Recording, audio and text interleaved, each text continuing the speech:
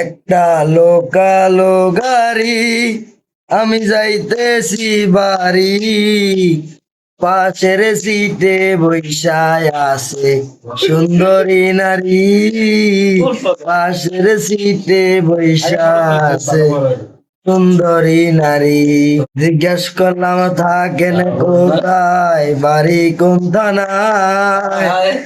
আমার দিকে তাকাই সে কথা বলে নাই। জিজ্ঞেস করলাম থাকেন কোথায়, বাড়ি কোন থানায়। আমার দিকে তাকাই সে কথা বলে নাই। বললাম কি করেন আপনি, বলে স্টুডেন্ট